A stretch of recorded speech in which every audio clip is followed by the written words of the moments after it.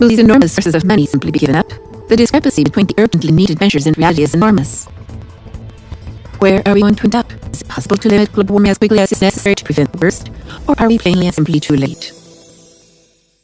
In a way, we are already too late, because we are already seeing the effects and we already have to apply enormous financial resources to pay for the damage. In Germany, for example, 2018 will even be the year with the biggest climate-related damage. We are talking here about amounts in billions.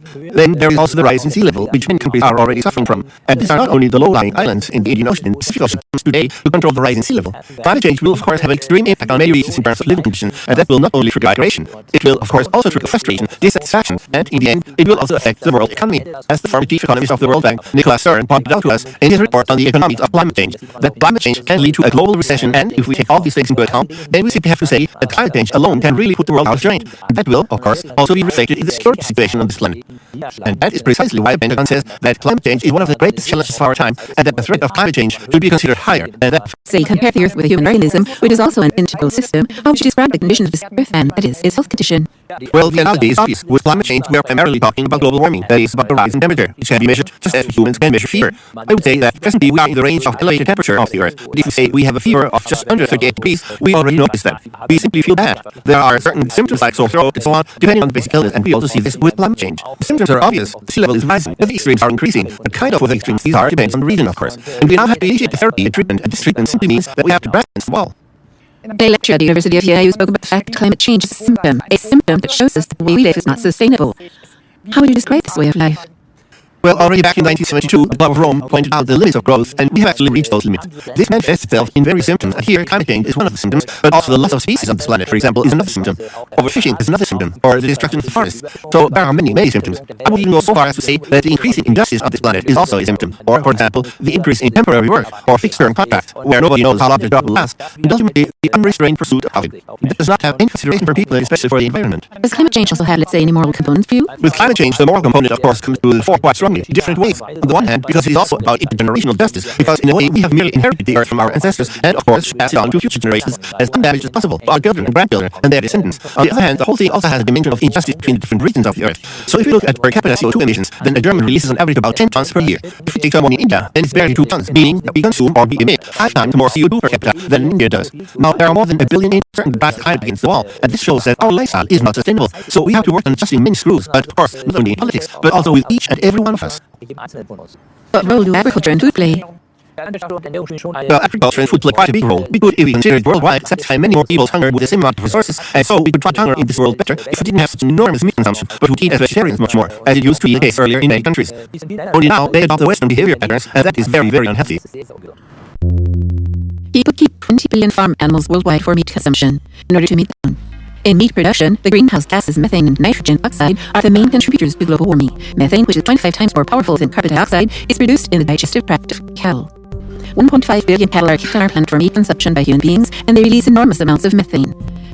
Nitrogen oxide is released during fertilization and by spreading liquid manure during the cultivation of animal feed. If meat consumption were reduced worldwide, this would have a direct effect on greenhouse gas emissions. This is a measure that each individual can take for himself immediately. I don't think it's all about doing without, but it's about the gain in many areas. Actually, we would be talking about the win on one hand, we would also be doing something for our health. If you consider the traffic of cars, then we would on the one hand reduce emissions of pollutants, and on the other hand, we would also have better air quality, which would also benefit us. And this is why I believe we have to communicate the advantages much more, and not always the disadvantages, which actually are not disadvantages at all. You once quoted Albert Einstein, who said that you cannot solve a problem with the same kind of thinking that caused the problem. What kind of thinking is it that underlies how we have gotten the planet into such a terrible state, as it were? Well, the way of thinking we have to get rid of is done by simply admitting that we cannot fix everything as human beings. This way of thinking still prevails. Well, if the climate warms up more and more, then something or other will occur to us so that we can transfer substances into the atmosphere or mirrors in space. All these ideas, we have to discard that. We have only this one Earth, and if we really damage this Earth so badly that the living conditions deteriorate dramatically, then we won't be able to fix it anymore.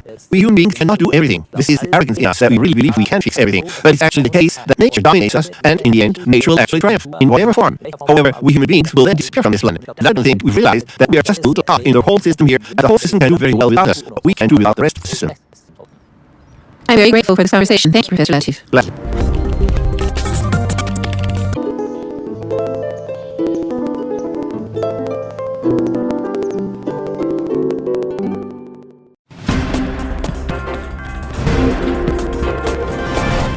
Herzlich willkommen, liebe Zuschauer, liebe Zuschauerinnen. Viewers, dear listeners, welcome. Weather extremes, natural disasters, and heat records just keep on coming. We're in the midst of the climate change. Meanwhile, global warming, seeing forest fires in California with nearly 40 deaths, 100,000 evacuees, thousands of destroyed houses are only one of the severe disasters that are linked to the climate change. Strong storms have swept over northern Germany in recent months. There were devastating hurricanes, typhoons, floods, heat waves, long-lasting droughts, rockfalls as a result of the thawing permafrost, etc., etc. Disasters will break in over this earth when global warming has reached 2 degrees. In the long run, the destabilization of the climate is also destabilizing our society. The consequences of global warming lead to considerable economic damages. They also damage people's health, intensify the causes of migration, and damage records. And regular international climate summits and climate agreements give the impression that politicians are working intensely for climate protection. When before the federal election in Germany, Angela Merkel was addressed concerning compliance with the climate target agreed to in Paris. She reiterated, for example, "We will find ways to meet our 40% goal by 2020. I promise you that." I don't know if while making this promise, Angela Merkel already had her fingers crossed behind her back. In case several weeks later it became public knowledge that according to internal calculations of the Federal Ministry for the Environment, a significant gap exists before reaching the climate protection goal. Officially by 2020, the federal government is still aiming to reduce climate-damaging emissions. 2020 we can expect at best a reduction of 32.5%. A missed target of this magnitude would be, as stated in the paper of the Federal Ministry for the Environment, a considerable setback for Germany's climate protection policy. Moreover, the German climate protection goals for reducing only 40% of CO2 emissions by 2020 and 80% by 2050 are considered by climate experts to be completely inadequate. And it has been pointed out for years that the measures taken will not even achieve these completely inadequate goals in Germany. For example, in November of 2016, the Energy Watch Group published an extensive article entitled German Climate Policy, From Trailblazer to Breakdown. This simply focuses on avoiding, not reducing emissions. Reality will show whether the big words of politicians will eventually be followed by action. At present, however, it looks like it could already be too late. Johann Wolfgang von Goethe already wrote, "That's enough words for a moment. Now let me see some action." While you're handing out the compliments, you should also make things happen. The topic of climate change is also badly discussed by German politicians with Pope Francis. In June of 2017, after her private audience with the Pope, Angela Merkel announced the Pope encouraged me to fight for climate agreements. And in October, in his private audience with the Pope, the German President Frank-Walter Steinmeier also spoke of climate change during his private audiences that take place under exclusion of the public. We cannot help feeling that neither the Pope nor the German government can have a serious interest in the fight against climate change. Or have you already heard clear appeal to abstain from meat, for instance from the Pope or the governing party with the C for Christian in its name? And yet, that is precisely the one measure for reducing global warming that would be easiest to implement. For years it has been known that a large part of all global greenhouse gas emissions come from keeping and processing livestock. The percentage is thus higher than that of all roadway traffic. All those who are committed to the protection of our climate will advocate for life, the life of our fellow human beings, as well as the